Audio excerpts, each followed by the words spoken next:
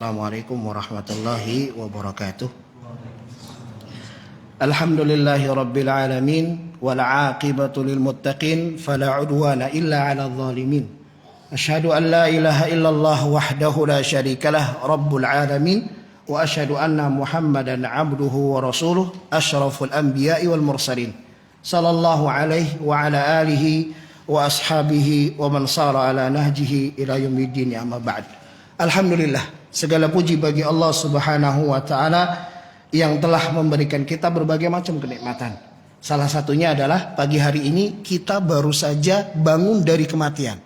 Masya Allah. Makanya kita baca doa apa? Apa doanya? Bangun tidur. Wah, muazin ini gimana muazin ini? Alhamdulillahilladzi ahyana ba'dama amatana wa ilaihin nusyur. Subhanallah. Sebuah kalimat yang sederhana tetapi adalah bentuk syukur kita kepada Allah Subhanahu wa taala yang telah mematikan kita. Seharusnya kita senang dong, Pak. Iya kan? Seharusnya kita bersyukur dong. Masih ada kesempatan. Masih hidup setelah mati. Makanya an-naum disebut dengan akhul maut, saudaranya kematian. Ada yang enggak senang bangun dari kematian? Wah, udah senang semua kita, ya. Kita bersyukur kepada Allah Subhanahu wa taala dengan nikmat tersebut. Kemudian nikmat yang lain yang pantas kita syukuri adalah ketika Allah Subhanahu wa taala memberikan kita kesempatan untuk duduk sejenak di masjid Allah Subhanahu wa taala, tempat yang terbaik di atas permukaan bumi ini. Sebagaimana sabda Nabi sallallahu alaihi wasallam. Dan pada waktu ini, pada waktu yang Allah Subhanahu wa taala berkahi, sebagaimana doa Nabi sallallahu alaihi wasallam, burika ummati fi bukuriha. Semoga Allah memberikan keberkahan kepada umatku di waktu paginya. Maka ini sebuah waktu yang sangat berharga, waktu yang sangat pantas untuk kita syukuri. Allah Subhanahu wa taala memberikan kita keutamaan agar kita mendapatkan petunjuk untuk dapat menuntut ilmu. Ada celetukan teman kami waktu di Bogor. Apa sih salah ilmu dituntut-tuntut? Ya, ini kan bahasanya beda. Menuntut ilmu bukan berarti ilmu ada yang salah. Bisa dipahami Bapak sekalian, ya. Joknya ini ilmu ngapain dituntut-tuntut padahal nggak salah apa-apa. Bukan, maksudnya adalah menuntut ilmu agar kita belajar ilmu. Baik. Allah Subhanahu wa taala berfirman, innama yakhsyallaha min ibadihil ulama. Sesungguhnya hamba yang paling takut dengan Allah Subhanahu wa taala adalah para al-ulama. Sehingga ilmu yang kita coba untuk mendapatkannya adalah ilmu yang mendatangkan rasa takut kita kepada Allah Subhanahu wa taala. Sehingga para ulama mengatakan man kana billahi a'raf kana lillahi akhwaf. Barang siapa yang kenal dengan Allah Subhanahu wa taala, tahu dengan Allah Subhanahu wa taala, jelas tampak rasa takutnya kepada Allah Subhanahu wa taala.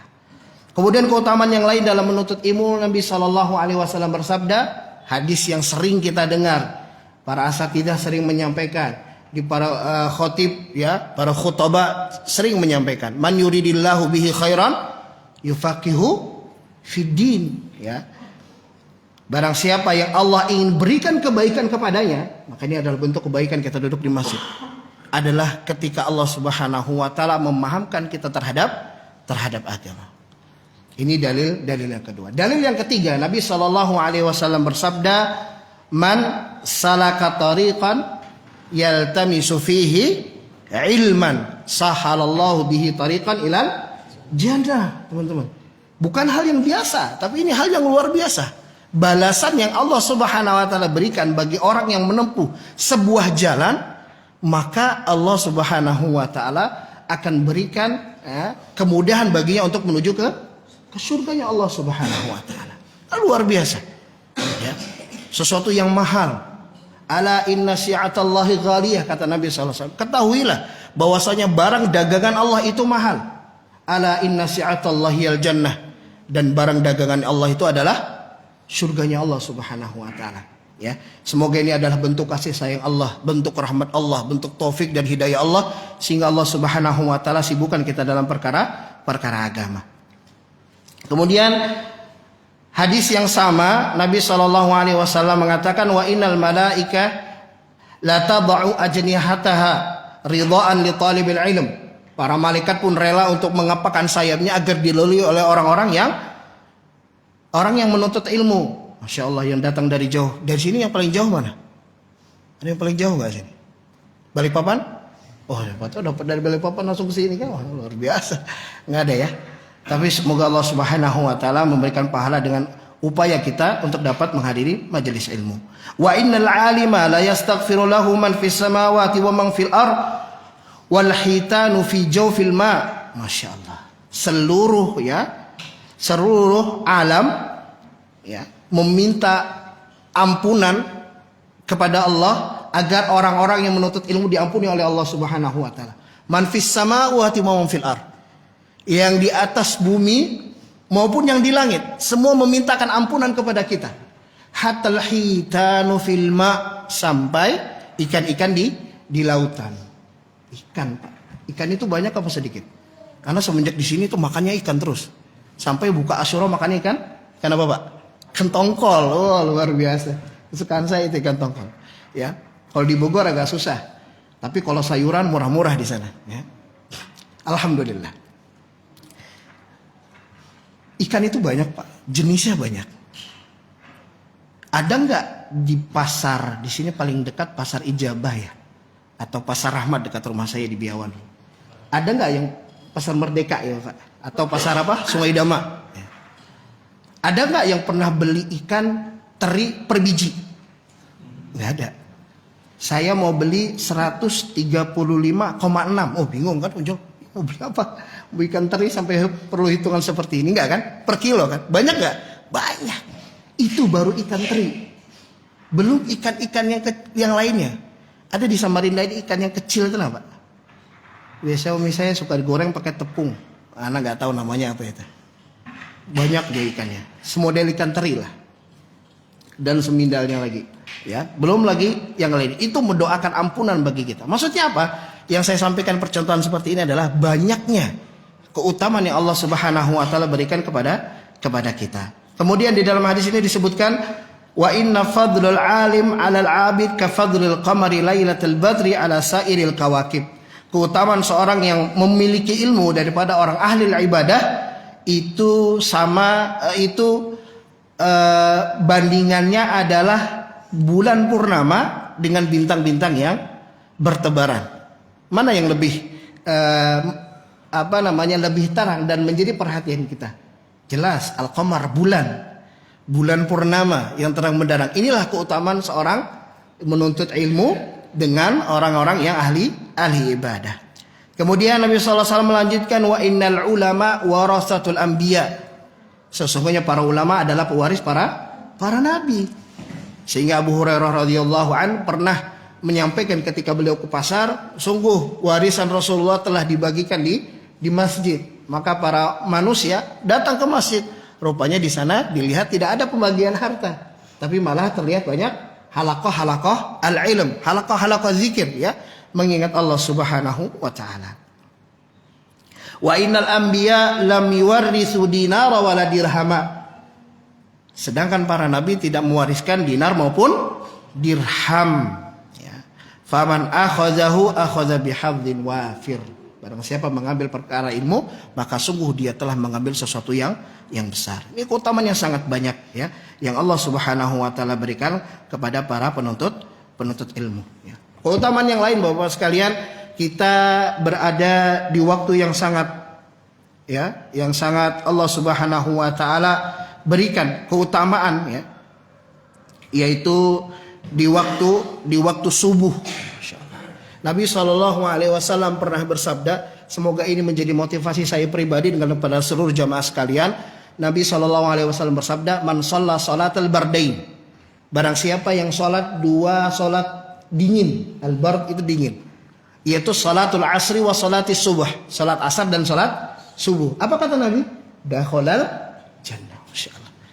Emang berat Pak? Wah, berat. Nah, apalagi kalau misalkan yang saya contohkan kalau di Bogor, mana AC, mana dingin. Wah, kalau keluar itu dingin kalau sudah subuh itu. Nah, makanya para ulama mengatakan afdolnya sabar, antara sabar ketika mendapatkan musibah dengan sabar ketika seseorang itu mentaati Allah Subhanahu wa taala dengan menjauhi larangannya atau melaksanakan perintahnya, mana yang lebih afdol? Yang lebih afdol adalah ketika dia sabar dalam ketaatan kepada Allah. Ya enggak? Dari sisi mana? Kita kasih contoh. Ketika seseorang misalkan didiagnosa oleh seorang dokter, wah, Bapak kena penyakit kanker, Pak, stadium 4. Kira-kira dia bisa nggak terhindar dari itu? Nggak bisa kan? Nggak bisa.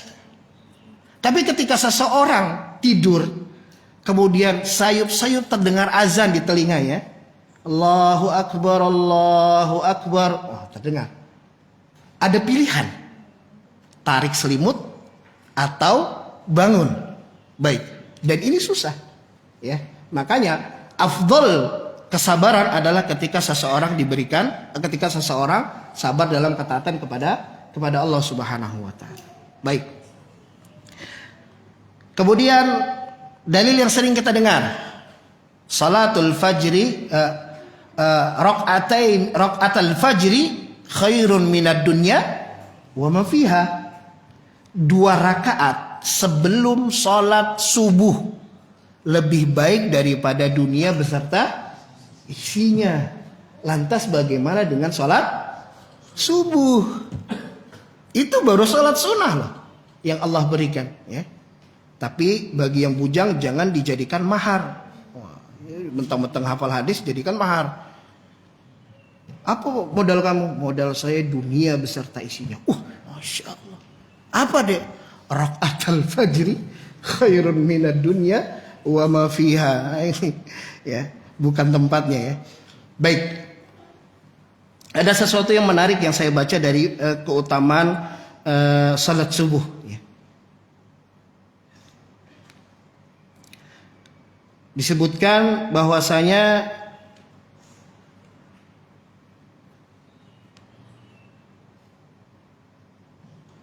ini Nabi SAW bersabda, ini hadis riwayat Bukhari wa Muslim dari Abu Hurairah radhiyallahu an, yata'aqabuna fikum malaikatun bil laili wa malaikatun bin nahar. Jadi malaikat itu ada tugas, Pak.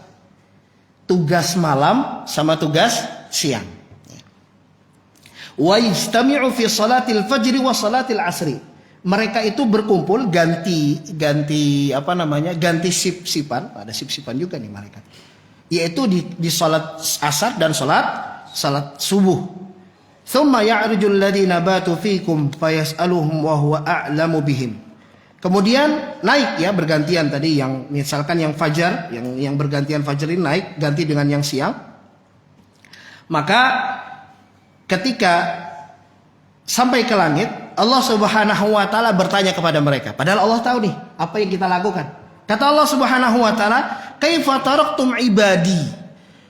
Bagaimana keadaan hambaku ketika kalian tinggalkan? Maka mereka menjawab, bagi orang-orang yang menjaga salat asar dan salat subuh, tarakna wa hum yusallun wa atainahum wa hum yusallun. Masya Allah. Kami tinggalkan mereka ibadah kepadamu ya Allah, dan ketika kami datang mereka sedang beribadah kepadamu. Semoga Allah Subhanahu wa taala menjadikan kita hamba-hamba yang demikian, yang disampaikan oleh para malaikat ketika mereka datang kepada kita, mencatat amalan kita dalam keadaan beribadah kepada Allah, dan ketika mereka meninggalkan kita, kita dalam keadaan beribadah kepada Allah Subhanahu wa taala, ya. Kemudian keutamaan yang lain yang pantas untuk kita syukuri adalah Allah Subhanahu wa taala tempatkan kita di tempat yang mulia, yaitu di masjid Allah Subhanahu wa taala. Nabi SAW bersabda, ahabbul biladi ilallah masajiduha. Tempat yang paling dicintai oleh Allah adalah masjid. Jadi kalau habis sholat jangan langsung pergi, senang dong di masjid, ya. Bagaimana sabda yang lain, Nabi SAW katakan bahwasanya 7 golongan yang berada di dalam naungan Allah Subhanahu wa taala, yang tidak ada naungan selain naungan Allah, adalah mereka para lelaki yang qalbuhu mu'allaqun bil masjid. Hati mereka itu senang dengan masjid. Jangan cuman masjid yang ada AC-nya, Walaupun masjid ada AC-nya memang sebuah fasilitas yang luar biasa.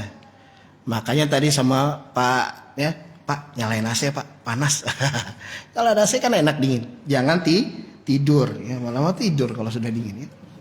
Wa abghadul biladi ilallahi aswaquha, sedangkan yang paling dibenci oleh Allah Subhanahu wa taala adalah pasar. Makanya kita berdoa kepada Allah ketika memasuki pasar. Baik.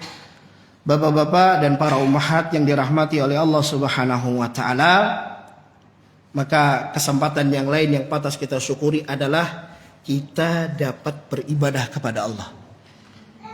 Ini harga mahal, Pak. Demikian banyak saudara-saudara kita yang di luar sana susah untuk langkah ke masjid. Susah untuk zikir pagi petang, bahkan gak kenal. Bahkan gak kenal dengan huruf-huruf di dalam Al-Quran. Ketika Allah Subhanahu wa taala pilih kita untuk dapat pergi ke masjid, itu keutamaan yang sangat luar biasa.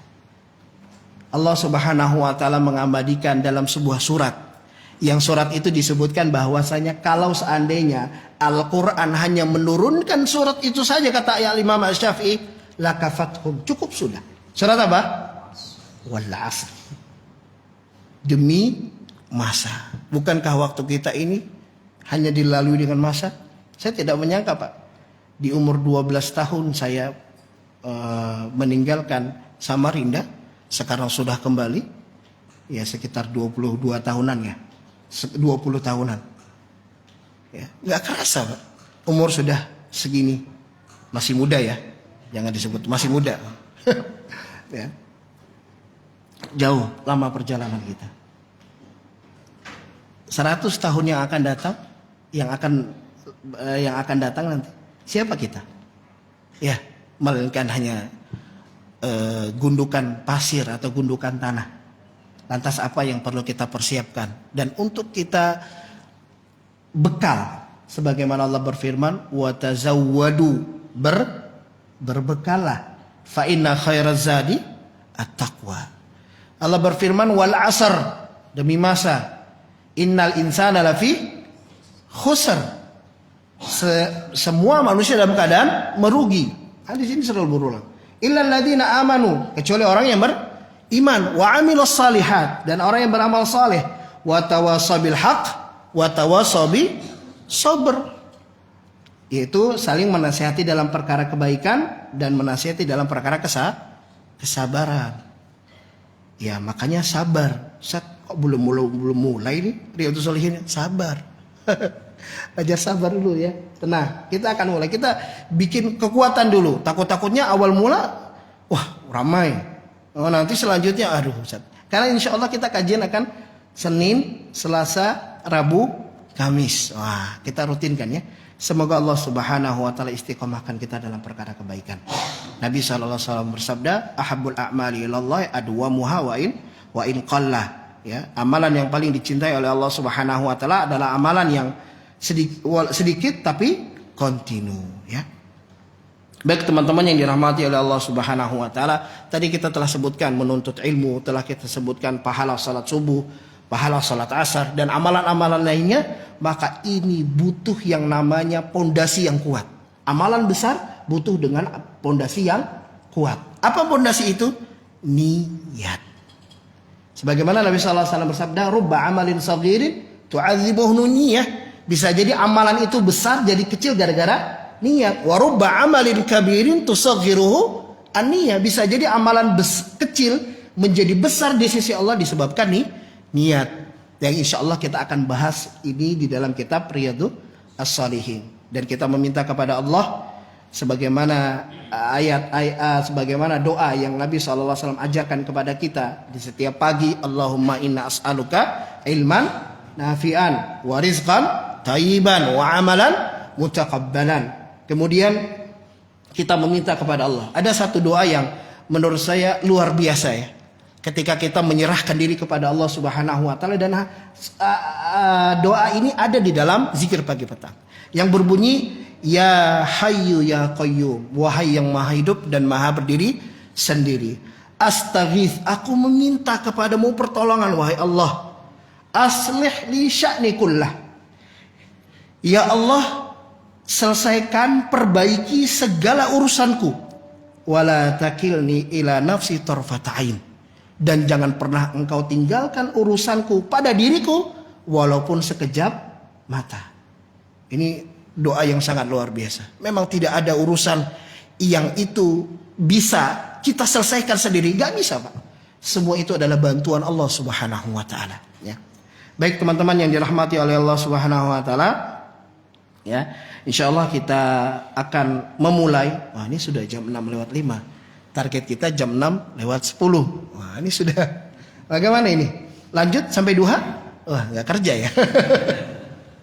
Baik, ya ini awal Pak. Insyaallah kita akan bahas mukadimahnya, ya, terkait dengan apa yang disampaikan oleh Al-Imam An-Nawawi. Sebelumnya kita kenal dulu dengan Imam An-Nawawi. Ada yang sudah kenal? Belum pernah bertemu? Iya, sama. Saya juga belum pernah bertemu, ya. Kita belum pernah ketemu, tapi kita kenal daripada sejarah beliau. Beliau bernama Yahya ibnu Syarab ibnu Murri. Namanya adalah Yahya ibnu Syarab ibnu Murri ibnu Hasan ibnu Husain, ya. Ibnu Muhammad ibnu Jum'ah ibnu Hizam. Ini nasab beliau. Saya ulang kembali, beliau bernama Yahya ibnu Syarab ibnu Murrin ibnu Hasan ibnu Husain ibnu Muhammad ibnu Jum'ah ibnu Hizam. Masya Allah, ya. Kalau mereka ini para ulama memang punya nasab yang cukup panjang. Kalau kita siapa? Kalau anak ya, saya sebutkan bapak saya Ahmadinur. Di atasnya lagi Ruslan. Di atasnya lagi Usman. Di atas saya lagi saya nggak tahu. Ada yang punya nasab nggak? Tulis biasanya Jawa, orang Jawa biasanya punya nasab tuh. Beberapa mereka tulis. Beliau mempunyai kunyah Abu Zakaria. Nama beliau, kunyah beliau adalah Abu Zakaria. Ya teman-teman ya berusaha untuk juga bisa mencatat ya apa yang kita sampaikan. Harapannya nanti di waktu-waktu tertentu panitia bisa menyediakan hadiah nih. Nanti kita bikin postesnya. Siapa tahu nanti ada hadiahnya umroh. Wah. Tapi menghafal 300 hadis. Wah, anak gak ikut kalau gitu. Anda mengundurkan diri kalau gitu. Ya. Iyalah, masa dapat umrah jawabannya cuma siapa kunyahnya Imam Nawawi? Abu Zakaria. Umrah mudah kan? Jangan yang mudah lah, yang susah. Biar nggak dapat. Bukan. Insyaallah biar dapat gitu. Baik, Abu Zakaria. Beliau sudah menikah belum? Belum. Ya. Jadi ini juga apa yang disunahkan ya. Disunahkan sebagaimana Aisyah belum pernah melahirkan, belum pernah punya anak, tapi beliau memiliki kunyah siapa? Iya, Ummu Abdillah. Ya, walaupun beliau tidak mempunyai anak, beliau berkunyah dengan keponakannya yaitu Abdullah bin Zubair. Ya. Dan terkadang orang-orang memberikan lakop beliau dengan ya nama Muhyiddin, ya, dengan Muhyiddin. Artinya adalah yang menghidupkan agama. Walaupun di sini beliau rahimahullah sangat tidak suka. Bahkan disebutkan beliau mengatakan la aj'alu fi hillan man laqabbani Muhyiddin. Aku tidak ridho dan tidak halal bagi seseorang yang memberikan lakab kepadaku sebagai Muhyiddin. Padahal subhanallah ya, dengan jerih payah dan susah payah beliau ya untuk menuntut ilmu sampai sekarang ya di ini sudah 1443 ya. 4 berapa? 44 atau 45? 44. Beliau lahir di abad ke-7 sekitar 600. Berarti berapa tuh, Pak? Ya, ahli matematika. Hah? Berapa tahun? Ratusan. Nah, itu tenggo. Apa? Ya pokoknya, Mbak, jauh kan, Pak? Sampai sekarang kita masih membaca kitabnya. Kita masih mendengar namanya. Rahimahullah. Semoga Allah merahmati beliau. Lantas bagaimana dengan kita? Apa yang mau kita tinggalkan dari kehidupan yang fana ini? Ya, semoga Allah Subhanahu wa taala selalu mengharumkan nama kita sehingga kaum muslimin mendoakan kita kebaikan dan memberikan kita rahmat dan inayah dari Allah Subhanahu wa taala. Baik, beliau punya nama Al-Hizam. Tadi kan terakhir Hizam. Sini mengatakan bahwasanya sebagian daripada kakek-kakek beliau mengatakan bahwasanya Hizam ini sampai ke sahabat Rasulullah Sallallahu Alaihi Wasallam. Jadi Hakim bin Hizam, ya, sahabat Rasulullah yang bernama Hakim bin Hizam. Tapi kata beliau, faqala Syekh hadza ghalat, ini berlebihan. Beliau lahir, ya, di kota Nawa, ya. Beliau bermadhab Syafi'i dan beliau tinggal di Damaskus. Di mana Damaskus? Syria, ya, Damaskus. Baik. Kelihatannya waktu sudah menunjukkan jam 6:10. Sedikit lagi, ya. Kirain mau ditutup. Sedikit lagi. Baik. Kemudian beliau lahir di bulan Muharram. Jadi 10 pertama di bulan Muharram itu beliau lahir. Di tahun 631. Ya, di kota Nawa fi ardi Hauran min a'mali Dimashq, ya, salah satu kota di Damaskus. Bagaimana kehidupan beliau, ya? Bagaimana kehidupan beliau? Beliau hidup di dalam keadaan, ya, penuh dengan adab dan penuh dengan perhatian dari orang tuanya, dan memang sejak kecil beliau sudah menghatamkan Al-Quran. Sejak kecil memang menghatamkan Al-Quran. Jadi ini sudah menjadi metode para ulama ketika mereka ingin mencetak generasi terbaik, mereka mengawali dengan Al-Quran. Kemudian sejak umur 19 tahun, ya, beliau sudah berada di madrasah, ya, untuk belajar dan mempelajari ilmu. Sampai beliau menghafalkan beberapa kitab-kitab, ya, para ulama, dan beliau itu setiap hari, ya, sekitar 12 pelajaran, ya, itu beliau baca, ya, 12 pelajaran itu beliau baca. Wa kana yaqra'u kulla yawmin 12 darsan syarhan wa ta'liqan, ya, beliau membaca setiap hari itu 12 pelajaran. Kalau di SD berapa, 30 menit ya Ustaz Mursalim, ya. Nah, 30 kali 12 berapa, Pak?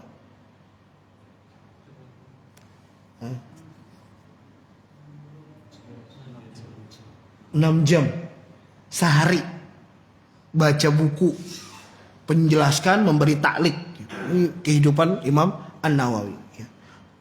Maka pantas ketika para ulama mengatakan seandainya saja ada ada seseorang diberikan umur 100 tahun, kemudian diberikan keilmuan sebagaimana keilmuannya Al-Imam An-Nawawi, ya, maka tidak akan sanggup untuk dapat menandingi tulisan, ya, ataupun karya tulis daripada Al-Imam An-Nawawi. Ilmu-ilmunya berkah, ya, Masya Allah. Sampai beliau menghabiskan satu hari 12 pelajaran beliau ajarkan, ya. Makanya di sini disebutkan walaqad barakallahu subhanahu wa ta'ala fi waqtihi faqad ja'ala rahimahullahu tahsilan ta'lifan wa ta'lifan tahsilan, ya. Allah Subhanahu wa taala memberkahi waktunya sehingga Allah menjadikan apa yang beliau dapatkan sebagai dari ilmu, beliau menjadikan sebuah karya tulis, dan karya tulis tersebut menghasilkan karya tulis yang lainnya. Sebagaimana apa yang beliau kumpulkan di Riyadhus Shalihin. Syarah Riyadhus Shalihin ini banyak, Pak. Banyak sekali. Dan terus dicetak berulang-ulang dari tahun ke tahun. Subhanallah. Sudah 600 tahun yang lalu tapi masih tercetak saja, ya. Kemudian begitu juga terkait dengan apa yang beliau miliki dari karangan-karangan, ya. Karangan-karangan beliau, ya, salah satunya adalah Syarah Riyadhus Shalihin. Nah, terus kita juga kenal dengan kitab Arba'in An-Nawawiyah. Nah, itu juga karangan Al-Imam An-Nawawi. Kemudian Syarah Al-Bukhari juga beliau menulisnya. Terus terkait fikih beliau menulis Al-Majmu' Syarh Muhadzab, ya. Kitab fikih yang sangat lengkap, ya, Muqarran Madzahib, ya, ini lengkap sekali. Cuman beliau belum menyelesaikannya karena keburu beliau meninggal dunia. Insyaallah kita lanjutkan pertemuan ini di pertemuan yang selanjutnya, insyaallah, karena kita akan bahas lagi terkait apa akidah yang dimiliki oleh Al-Imam An-Nawawi, begitu juga kapan beliau wafatnya. Semoga Allah Subhanahu wa taala memberikan inayah dan taufik kepada kita agar kita selalu dapat istiqamah menghadiri majelis ilmu, dan semoga Allah Subhanahu wa taala mengampuni dosa-dosa kita dan memudahkan urusan kita di hari ini di dunia wal akhirah. Ini saja yang dapat saya sampaikan. Yang benar datang dari Allah, kekeliruan itu datang dari saya sendiri dan kurang ilmu saya. Kita akhiri majelis kita yang mulia ini dengan doa kifaratul majelis. Subhanakallahumma wa bihamdika asyhadu an la ilaha illa anta astaghfiruka wa atubu ilaik. Assalamualaikum warahmatullahi wabarakatuh.